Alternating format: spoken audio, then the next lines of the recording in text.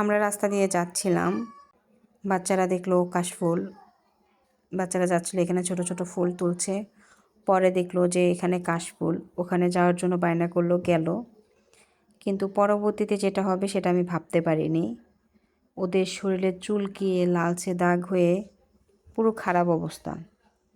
এই কাশফুলের যে পরাগগুলা, এগুলা শরীরের খুবই বিপজ্জনক, আর বাচ্চাদের খুবই অ্যালার্জি হয়। আর এখানে পোকামাকড় ছিল, খেয়াল করিনি হয়তো।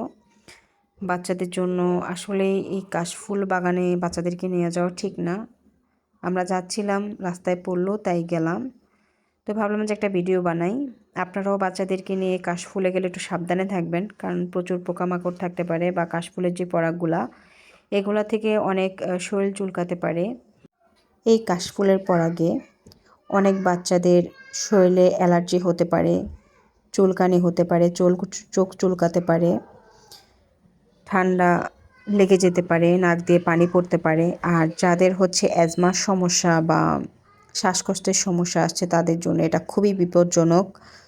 তো আপনারা যখন বাচ্চাদেরকে বা নিয়ে যাবেন কাশফুলে, আমি বলবো না নিয়ে যাওয়াটাই ভালো, কারণ আমার বাচ্চাদের ঠান্ডা জ্বর লেগে এসেছিলো, ওদের শরীর প্রচুর চুলকিয়েছে। তো আমি বলবো যে এটা আপনারা করবেন না, বাচ্চাদেরকে এখানে নিয়ে যাবেন না, বাচ্চাদেরকে এখান থেকে দূরে রাখবেন। আসলে আমি বুঝতে পারিনি যে এটা এমন হবে।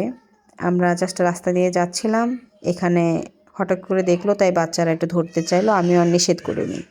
কিন্তু পরবর্তীতে এটা যে হবে আমি না আসলেই বুঝতে পারিনি। তো আপনারা যখন কাশফুলের বাগানে নিয়ে যাবেন, বাচ্চাদেরকে একটু সাবধানে নিয়ে যাবেন। আজকের ভিডিওটি এই পর্যন্তই। আসসালামু আলাইকুম।